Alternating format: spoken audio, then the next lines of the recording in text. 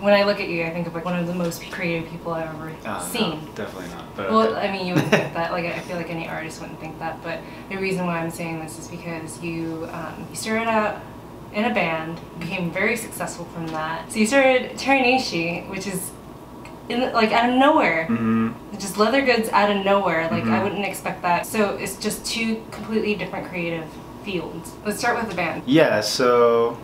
I mean, Thrice was like literally a garage band, like a high school garage band. It was my first band, and it was pretty much all of our first band, except for the drummer. It was just a bunch of friends that either knew each other from high school or skateboarding or whatever, and we liked the same music, and we all sort of played instruments, and we were like, let's start a band. I mean, it blows my mind that we're still doing it like together, and it's almost 20 years. What is it like being with the same people for that amount of time? It's good. I think it's great, actually. And I mean, obviously it's dependent, but it works for us because we actually get along. I think the key is that we're all pretty mellow for the most part.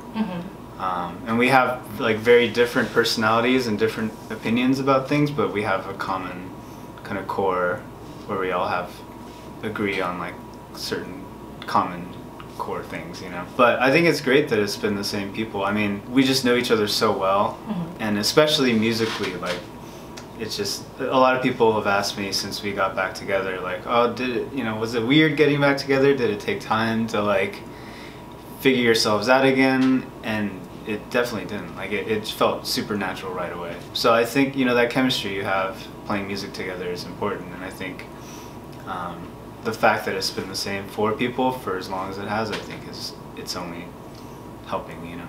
So when you guys went on a hiatus, did it feel like a breakup? Because it's such a long, like, you know, like a relationship breakup. Yeah, because like everyone, I'm sure everyone is like, oh my god, I really miss Thrice. Like, you know, like, why don't you bring them around again? Yeah. It's like bringing up an ex-girlfriend that you know. Did you guys talk to each other? Yeah, we did. And I think, at least for me, I was kind of ready for it, you know. At the time I had 2 boys, and we had our 3rd on the way. And it's just really tough doing the music thing full time, at least the way we were doing it. We were just touring so much. And when we would tour, it would be like 6 to 8 weeks at a time. And so when I was gone, I wouldn't see, you know, like Miles, my firstborn, he was still little, but like I would be gone for 6 to 8 weeks. I'd come back and he'd be a different kid. And so that's kind of gnarly. Like, I was ready for a bit of a break. It was definitely scary because I had done it my entire adult life and basically my only job, you know. Yeah, so it was scary in that sense, really scary, because I have a responsibility too, you know, to provide for my family. Yeah. So that was terrifying in that sense, but also I was ready for it. So when you guys went on a hiatus, Teranishi opened up or like started up, like how did that come to be? And it's a completely different path. Yeah. I understand that. So yeah, like what sparked that? Well, I was already kind of doing leather work on the side. I just always been into working with my hands and making things, you know, just creative work, whether it be music or something physical. When we first started touring, Eddie, who's I think shares a lot of kind of common interests as me, plays bass in the band. Him and I started knitting. Just because like we wanted something to do while we were in the van, just like sitting there driving for hours, you know. It kind of started with that, I guess, like just crafts and whatever. I'd been into making like guitar pedals and amps and that kind of stuff before. And then somehow I just got into, I guess I got into sewing first. So I wanted to, like I bought some patterns from like Joann's or whatever. And I was like, I want to make a shirt. Yeah. I want to make myself a shirt. And then I was like, maybe, you know, I'll tweak the pattern and try and make it fit me better.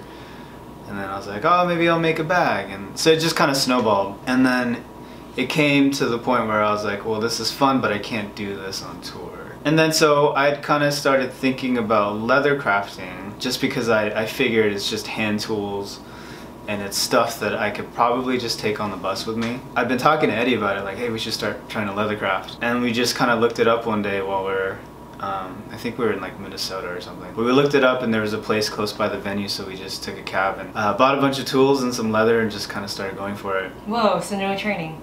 No. Well, I mean, so that was the genesis of it.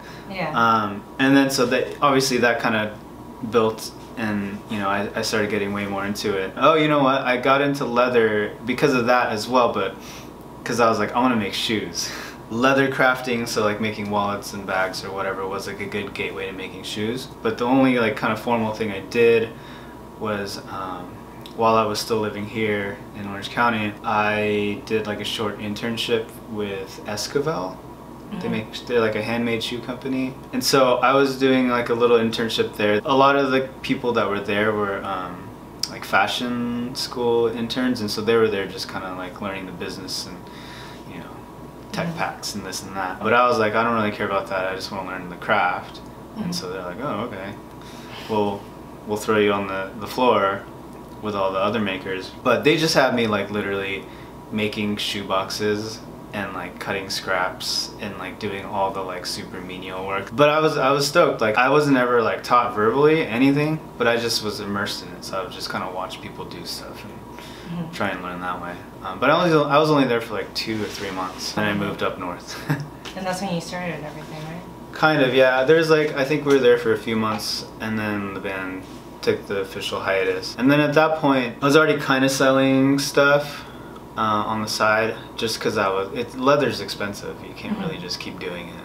Yeah. So I was like, I need to at least fund this hobby. So basically, just in order to like keep buying more leather and whatever, I was selling some stuff. And so when the hiatus came around, I was like, I don't know what I'm gonna do. I had a lot of options within music. You know, I could have tried to keep playing music. I was really into recording.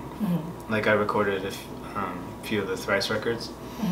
So I was like, well, maybe I'll start getting into like record producing or engineering or this and that. But I had done music for so long. And in a way, like, because I've been so busy with music my entire adult life, like I've never had any chance to do anything else. Yeah. And I have a lot of interests outside of music, so I was like, well, this is my chance to actually pursue something that's not music. Yeah, I was like, well, I'm already doing this, I'm already kind of selling some stuff, maybe I'll just try and take this full time.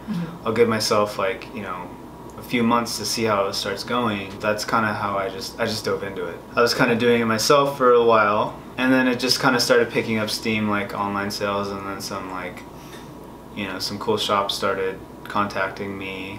Slowly it just got busier and busier, and then it got to the point where I was like, alright, I can't really handle this workload by myself, so maybe I'll try and bring somebody in. I didn't really pull the plug on it, but now that, you know, the band's touring again and we're super active, we're like, I'd say, you know, 80%, going like 80% active capacity or whatever. The Teranishi stuff is definitely more on the side now. I didn't really take into account that like I'd be running a business. Yeah. Which I suck at. I like making things, I like leathercraft, I like doing this, so it'll be fun. I can do that all the time. But that's not really the case. You know, I'm sitting behind a computer sometimes all day. Yeah, like there's a lot of admin work, especially when I started hiring people, people on payroll, and I was paying taxes and doing this and that. It was just like tons of responsibility all of a sudden. And so I was like, well, it'll be cool, it'll, you know, it'll be back to the root kind of it, and I can just craft and whatever. So that's kind of where I'm at now. I'm figuring it out. I'm trying to figure out how I can do it on the side and by myself. I don't want it to die away, you know, because I am passionate about it and I do love it. There's definitely a part of me that feels like I need to have like pretty consistent creative output in order for people to like stay engaged and want to be into the brand or to buy the stuff, you know? So yeah, there's definitely a part of me that feels that, but also at the same time, like, that's the fun stuff for me, you know? Creating new stuff. Yeah. So like, and I have so many ideas, and the problem is that I have little to no time to actually pursue any ideas. If I had my way, I would probably just be banging out new stuff all the time, which is probably not a good idea either, so. How do you stay stimulated? Like in writing music and creating new product, like where do you find inspiration, and when do you know it's getting kind of stale and then to like revamp or like rework? Creativity is a weird thing. Like I'm sure there's people that feel like there's a science behind it and that they could figure it out, but I sure don't. And I mean, I don't know how I stay inspired, but I do. I mean, I think I just have a natural curiosity, you know, for things. I just get stoked on things. I mean, I think anybody that knows me can attest that like when I get into something, I like kind of go overboard. You know, as far as like music per se, like I don't know, there's a lot of good music all around. You know, there's people putting out cool new things, and that's cool to hear, and that'll, you know, give me some kind of inspiration. If you're a musician, at least for me, like I always have like stuff like music running through my head. For the most part, I don't necessarily sit down and be like, I need to write a song. I think just me in general, I believe in things coming more naturally for everything. I don't like to force anything. The times that I come up with the cool stuff is when I'm just like, just sitting there on the couch noodling on the guitar, and I'll be like, oh, that was kind of cool, you know, and I'll just record that or something. It's a very like natural process, I think, in that way. And as far as like the design work, with leather and whatever, kind of the same thing. Like there's just so much cool stuff around. Pretty often that I'll see something cool in person or online or something and be like, oh man, that's really cool, that's really clever, or that's a really cool, like really well designed thing. And I never try and copy anything, but it's like, it's fun to like pull inspiration and be like, okay, that's cool, like these elements of this, like this is what I think is working for this, and this is what I think is really cool. Like how can I take that and make that my own, you know? And that's always like super challenging, and that's like the stuff that keeps me up at night. I think it's super important to like sit down and listen and figure stuff out, because there's so much like critical thinking that happens, I think, when you do that, when you're trying to pick something apart just by ear, and then you just kind of naturally start to learn patterns, or like, I don't know, it's not even conscious, but you just start to understand how music works.